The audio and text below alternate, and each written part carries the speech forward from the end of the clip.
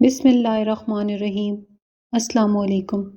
عرب کے شہری باشندوں کا دستور تھا کہ وہ اپنے بچوں کو شہری امراض سے دور رکھنے کے لیے دودھ پلانے والی بدوی عورتوں کے حوالے کر دیا کرتے تھے تاکہ ان کے جسم طاقتور اور اعصاب مضبوط ہوں اور اپنے گہوارہ ہی سے خالص اور ٹھوس عربی زبان سیکھ لیں۔ اسی دستور کے مطابق عبد المطلب نے دودھ پلانے والی دائی تلاش کی اور نبی صلی اللہ علیہ وآلہ وسلم کو حضرت حلیمہ بنت ابی ذؤیب کے حوالے کیا۔ یہ قبیلہ بنی سعد بن بکر کی ایک خاتون تھی۔ ان کے شوہر کا نام حارث بن عبدالعزیٰ اور کنیت ابو کبشہ تھی اور وہ بھی قبیلہ بنی سعد ہی سے تعلق رکھتے تھے۔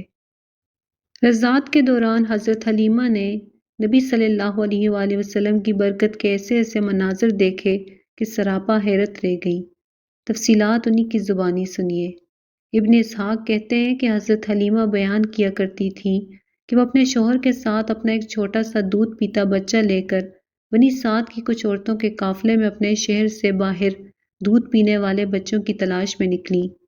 یہ قحط سالی کے دن تھے اور قحط نے کچھ باقی نہ چھوڑا تھا۔ میں اپنی ایک سفید گدی پر سوار تھی اور ہمارے پاس ایک اونٹنی بھی تھی، لیکن باخدا اس سے ایک قطرہ دودھ نہ نکلتا تھا۔ ادھر بھوک سے بچہ اس قدر بلکتا تھا کہ ہم رات بھر سو نہیں سکتے تھے۔ نہ میرے سینے میں بچے کے لیے کچھ تھا، نہ اونٹنی اس کی خوراک دے سکتی تھی، بس ہم بارش اور خوشحالی کی آس لگائے بیٹھے تھے۔ میں اپنی گدی پر سوار ہو کر چلی تو وہ کمزوری اور دبلے پن کے سبب اتنی سست رفتار نکلی کہ پورا قافلہ تنگ آ گیا۔ خیر ہم کسی نہ کسی طرح دودھ پینے والے بچوں کی تلاش میں مکہ پہنچ گئے۔ پھر ہم میں سے کوئی عورت ایسی نہیں تھی جس پر رسول اللہ صلی اللہ علیہ وآلہ وسلم کو پیش نہ کیا گیا ہو، مگر جب اسے بتایا جاتا کہ آپ صلی اللہ علیہ وآلہ وسلم یتیم ہیں تو وہ آپ کو لینے سے انکار کر دیتی، کیونکہ ہم بچے کے والد سے داد و دہیج کی امید رکھتے تھے۔ ہم کہتے کہ یہ تو یتیم ہے، بھلا اس کی بیوہ ماں اور اس کے دادا کیا دے سکتے ہیں۔ بس یہی وجہ تھی کہ ہم آپ کو لینا نہیں چاہتے تھے۔ ادھر جتنی عورتیں میرے ہمراہ آئی تھیں سب کو کوئی نہ کوئی بچہ مل گیا، صرف مجھ ہی کو نہ مل سکا۔ جب واپسی کی باری آئی تو میں نے اپنے شوہر سے کہا، خدا کی قسم مجھے اچھا نہیں لگتا کہ میری ساری سہیلیاں تو بچے لے لے کر جائیں اور تنہا میں کوئی بچہ لیے بغیر واپس جاؤں۔ میں جا کر اسی یتیم بچے کو لے لیتی ہوں۔ شوہر نے کہا، کوئی حرج نہیں، ممکن ہے اللہ اسی میں ہمارے لیے برکت دے۔ اس کے بعد میں نے جا کر بچہ لے لیا اور محض اس بنا پر لے لیا کہ کوئی اور بچہ نہ مل سکا۔ حضرت حلیمہ رضی اللہ عنہا کہتی ہیں کہ جب میں بچے کو لے کر اپنے ڈیرے پر واپس آئی اور اسے اپنی آغوش میں رکھا تو اس نے جس قدر چاہا دونوں سینے دودھ کے ساتھ اس پر امڈ پڑے اور اس نے شکم سیر ہو کر پیا۔ اس کے ساتھ اس کے بھائی نے بھی شکم سیر ہو کر پیا، پھر دونوں سو گئے، حالانکہ اس سے پہلے ہم اپنے بچے کے ساتھ سو نہیں سکتے تھے۔ ادھر میرے شوہر اونٹنی دوہنے گئے تو دیکھا کہ اس کا تھن دودھ سے لبریز ہے۔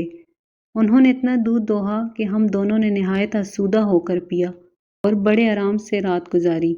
ان کا بیان ہے کہ صبح ہوئی تو میرے شوہر نے کہا، حلیمہ خدا کی قسم تم نے ایک بابرکت روح حاصل کی ہے۔ میں نے کہا، مجھے بھی یہی توقع ہے۔ حلیمہ رضی اللہ عنہا کہتی ہے کہ اس کے بعد ہمارا قافلہ روانہ ہوا۔ میں اپنی اسی خستہ حال گدی پر سوار ہوئی اور اس بچے کو بھی اپنے ساتھ لیا، لیکن اب وہی گدی خدا کی قسم پورے قافلے کو کاٹ کر اس طرح آگے نکل گئی کہ کوئی گدھا اس کا ساتھ نہ پکڑ سکا۔ یہاں تک کہ میری سہیلیاں مجھ سے کہنے لگیں، او ابو ذؤیب کی بیٹی، ارے یہ کیا ہے، ذرا ہم پر مہربانی کر، آخر یہ تیری وہی گدی تو ہے جس پر تو سوار ہو کر آئی تھی۔ میں کہتی، ہاں ہاں باخدا یہ وہی ہے۔ وہ کہتی ہیں، اس کا یقیناً کوئی خاص معاملہ ہے۔ پھر ہم بنو سعد میں اپنے گھروں کو آ گئے۔ مجھے معلوم نہیں کہ اللہ کی روئے زمین کا کوئی خطہ ہمارے علاقے سے زیادہ قحط زدہ تھا، لیکن ہماری واپسی کے بعد میری بکریاں چرنے جاتی تو آسودہ حال اور دودھ سے بھرپور واپس آتی۔ ہم دوہتے اور پیتے، جبکہ کسی اور انسان کو دودھ کا ایک قطرہ بھی نصیب نہ ہوتا۔ ان کے جانوروں کے تھنوں میں دودھ سرے سے رہتا ہی نہ آتا، حتیٰ کہ ہماری قوم کے شہری اپنے چرواہوں سے کہتے کہ کم بختو جانور وہیں چرانے لے جایا کرو جہاں ابو زویب کی بیٹی کا چرواہا لے جاتا ہے، لیکن تب بھی ان کی بکریاں بھوکی واپس آتی، ان کے اندر ایک قطرہ دودھ نہ رہتا، جبکہ میری بکریاں آسودہ اور دودھ سے بھرپور پلٹتیں۔ اس طرح ہم اللہ کی طرف سے مسلسل اضافے اور خیر کا مشاہدہ کرتے رہے، یہاں تک کہ اس بچے کے 2 سال پورے ہو گئے اور میں نے دودھ چھڑا دیا۔ اس کے بعد ہم اس بچے کو اس کی والدہ کے پاس لے گئے، لیکن ہم اس کی جو برکت دیکھتے آئے تھے، اس کی وجہ سے ہماری انتہائی خواہش یہی تھی کہ وہ ہمارے پاس رہے۔ چنانچہ ہم نے اس کی ماں سے گفتگو کی۔ میں نے کہا، کیوں نہ آپ اپنے بچے کو میرے پاس ہی رہنے دیں کہ ذرا مضبوط ہو جائے، کیونکہ مجھے اس کے متعلق مکہ کی وبا کا خطرہ ہے۔